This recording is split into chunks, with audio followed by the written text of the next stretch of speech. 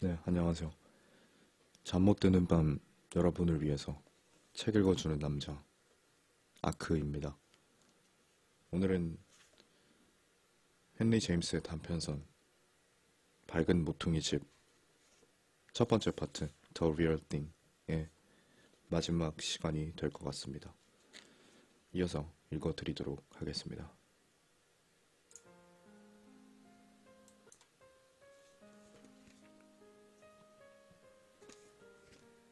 모나크 부부에게 키 작은 제주꾼 하인이 러틀랜드 램지의 모델이 된 사실을 알렸을 때는 정말로 난감했다.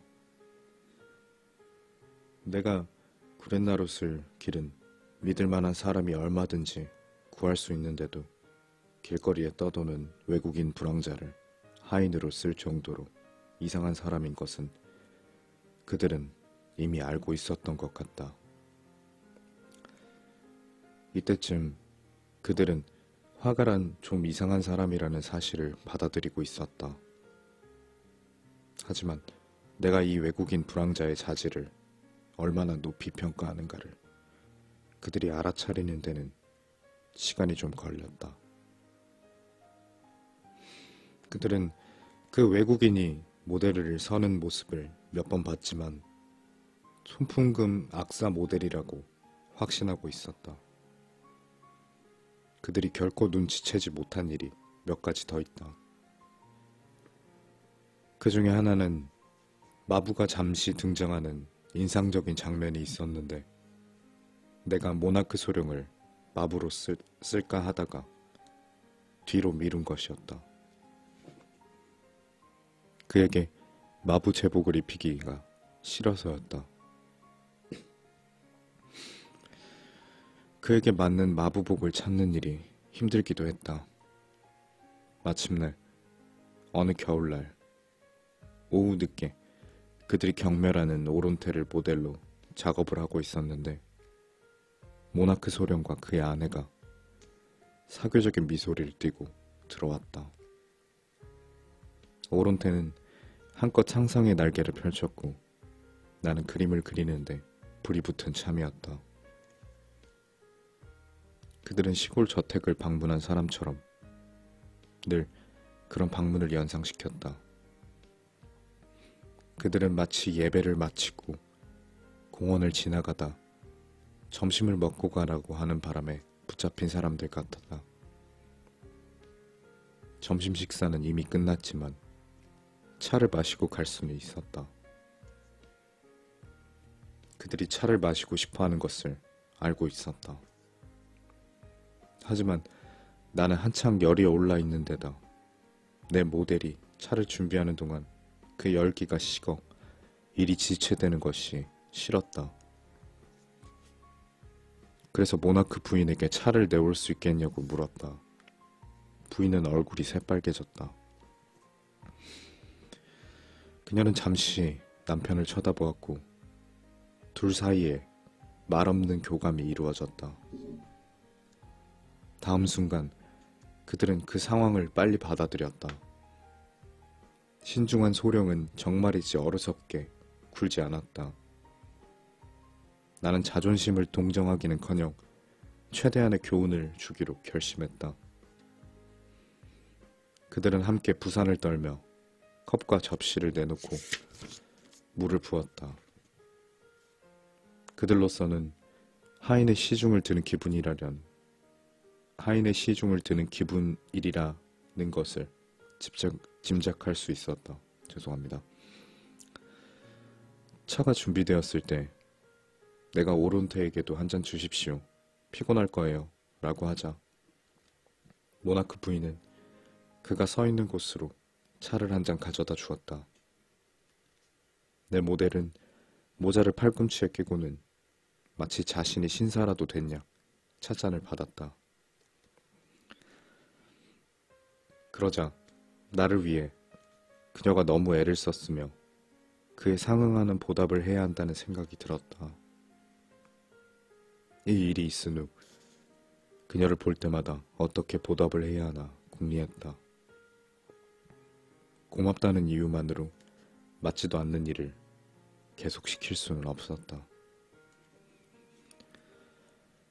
정말 그들이 지금 하고 있는 모델 일, 그 일이야말로 잘못된 것이었다. 이제는 홀리만 잘못이라고 하는 것이 아니었다. 나는 러틀랜드 램지 사파를 출판사에 여러 장 보냈는데 홀리의 지적보다 더 신랄한 평가를 받고 지적을 받았다. 그 출판사의 미술 담당자는 그림 중 상당수가 기대에 못 미친다고 했는데 그것들 대부분이 모나크 부부가 주인공으로 등장하는 그림들이었다. 무엇을 기대했는지 묻지는 않았지만 계속 이런 식으로 나갔다가는 후편을 맡을 수 없다는 현실을 직시해야만 했다.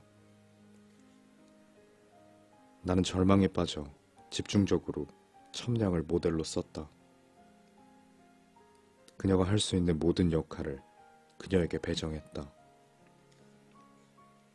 공공연하게 오론테를 주인공으로 그렸을 뿐 아니라 어느 날 아침 모나크 소령이 들러서 지난주에 모델을 썼던 칩사이드 등장인물로 필요하지 않느냐고 물었을 때 마음이 바뀌어 오론테를 쓰기로 했다고 털어놓았다. 이 말을 듣자 소령은 얼굴이 창백해지더니 멍하니 날 쳐다보면서 그냥 서 있었다. 그가 당신이 생각하는 신사란 말이오? 대령이 물었다. 나는 실망했고 과민해졌으며 내 일을 계속하고 싶었다. 그래서 짜증을 내며 말했다. 소령님, 당신 때문에 제가 망할 순 없지 않습니까? 나는 그 심한 말을 내뱉고 말았다. 하지만 그는 잠시 가만히 서 있었다. 그리고는 말없이 화실을 떠났다. 나는 한숨을 쉬었다. 다시는 그를 못 보겠지 하고 혼잣말을 했다. 나는 확실히 사파를 거절당할 지경에 이르렀다는 말은 하지 않았다. 하지만 그가 그런 분위기를 보고도 이제 우리 사이가 끝났다는 것을 깨닫지 못하자 정말 당혹스러웠다. 그는 우리가 같이 일할 수 없다는 교훈을 깨닫지 못했다. 결국 예술이라는 속임수 속에는 아무리 점잖은 최고의 신사도 진가를 발휘하지 못할 수 있다는 교훈을 전혀 깨닫지 못했다. 이 사람들에게 내가 빚을 진 것도 아닌데 그들을 다시 보게 되었다. 그들은 사흘 후에 다시 나타났다. 여러 가지 상황을 고려해보면 그들이 이렇게 등장할 때는 뭔가 비극적인 면이 있었다. 그들이 다른 일거리를 찾지 못했다는 명확한 증거였다. 우울하게 머리를 맞대고 그들은 이 문제를 면밀히 검토했던 것이다. 다음 연재물에서는 모델이 되지 못한다는 나쁜 소식을 소화해냈다. 칩사이드의 모델로 못 쓴다면 그들을 모델로 쓸 일이 없었다. 나는 처음에 그들이 관대하고 그리고 예의 바르게 작별 인사를 하러 왔다고 판단했다. 나는 그때 서운하다며 법석을 떨 시간이 없는 때에 와준 것을 은근히 좋아하고 있었다. 모델 둘을 함께 포즈를 취하게 해놓고 왠지 잘 될 것 같은 느낌이 들어 열심히 그림을 그리던 참이었다. 러틀랜드 램지가 자기 의자를 당겨 아트미지어가 앉은 의자 쪽으로 당겨 놀라운 말을 하고 그런데도 아트미지어는 어려운 피아노 곡을 치는 데만 열중하는 척하는 그런 장면은 사파였다. 이전에도 첨량에게 피아노를 치게 한 적이 있었는데 그녀는 어떻게 해야 아주 우아한 시적 분위기가 저절로 풍겨 나오는지 알고 있었다. 나는 두 인물과 함께 그 장면을 인상적으로 연출해내기를 바랬고 그 작은 이탈리아인이 완벽하게 내가 마음에 드는 자세를 취했다. 피아노에서 손을 뗀 상태로 그 한 쌍은 생생하게 내 눈앞에 있었다.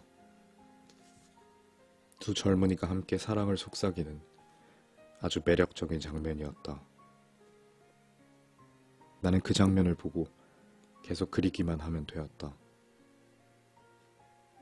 소령 부부는 서서 그 장면을 보고 있었다.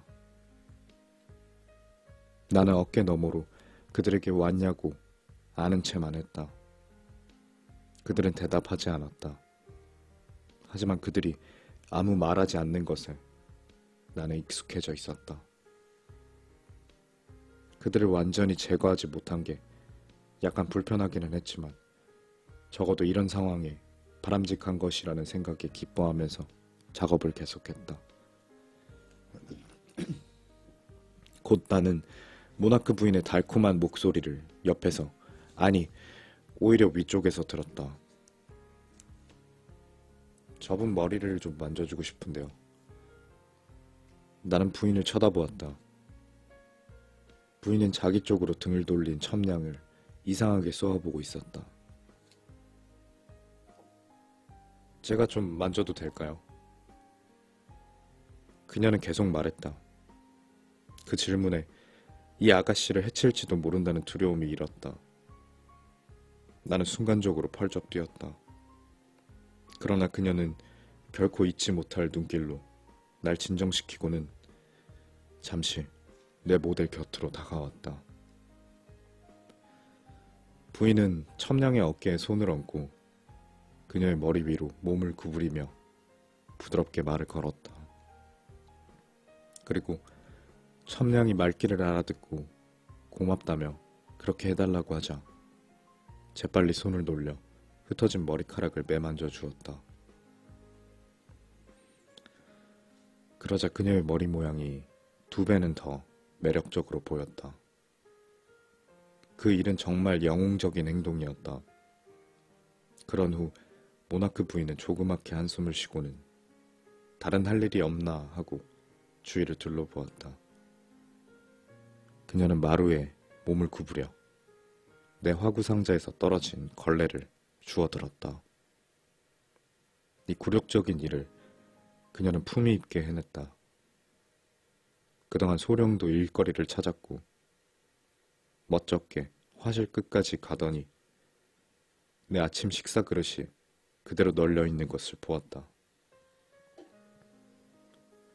저 여기 이 그릇을 치울까요? 그는 상당히 떨리는 목소리로 크게 말했다. 나는 약간 어색하게 웃으면서 그러라고 했다. 그리고 10분 동안 그림을 그리면서 도자기가 가볍게 부딪히는 소리, 숟가락과 유리컵이 달그락대는 소리를 들었다. 모나크 부인은 남편을 도왔다. 그들은 내 그릇을 설거지한 다음 정리정돈을 하고 있었다. 그리고 이것저것 다른 그릇들도 치웠다. 나중에 보니 칼들도 말끔히 닦여 있었고 얼마 안 되는 그릇들은 전례 없이 반짝이고 있었다. 그들이 지금 무슨 일을 하겠다고 하는 것인지 그것을 깨닫자 순간적으로 그림이 흐려졌다. 그림은 뿌옇게 되었다. 그들은 실패를 받아들이지만 운명은 받아들일 수가 없었던 것이었다. 그들은 당황했지만 잔인한 법칙, 진짜보다 가짜가 더 가치 있을 수 있다는 말도 안 되는 법칙 앞에 고개를 숙인 것이었다. 그들은 굶어 죽고 싶지는 않았던 것이다. 하인이 모델이 된다면 모델이 하인이 될 수 있는 일이었다. 그들은 역할을 바꾸었다. 하인과 하녀가 신사와 숙녀의 모델이 되고 그들이 하인의 일을 하려는 것이다. 그들은 여전히 화실에 있을 것이다. 그것은 자신들을 쫓아내지 말아달라는 말없는 호소였다. 나는 연필을 떨어뜨렸다. 나는 그릴 수가 없었다. 나는 모델들을 내보냈다. 그들 또한 어리둥절해 하면서도 무언가에 압도당해 그 자리를 떠났다. 그리고 나서 소령 부부는 안 남게 되자 나는 이루 말할 수 없이 불편해졌다. 그는 자기네들이 바라는 바를 한 문장으로 표현했다.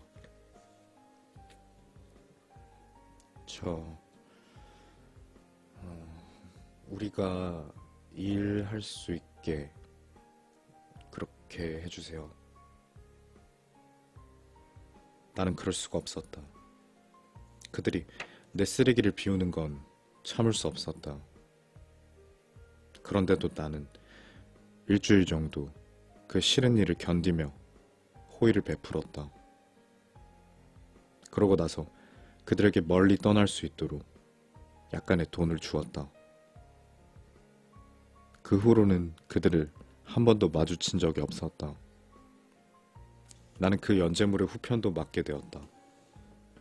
하지만 내 친구 홀리는 모나크 소령 부부가 내게 영원한 해악을 끼치고 나를 잘못된 길로 인도했다고 했다. 하지만 만약에 그게 사실이더라도 나는 그 대가를 치른 것에 만족한다. 추억을 위해서.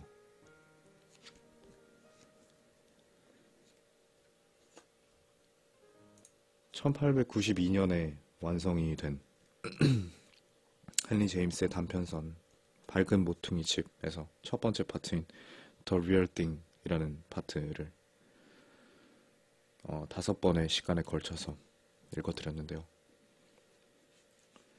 내용은 좀 무엇을 말하려고 하는가는 중반이 넘어가서야 알게 돼서 그 중반까지 가는 시간이 정말 길게만 느껴졌었네요.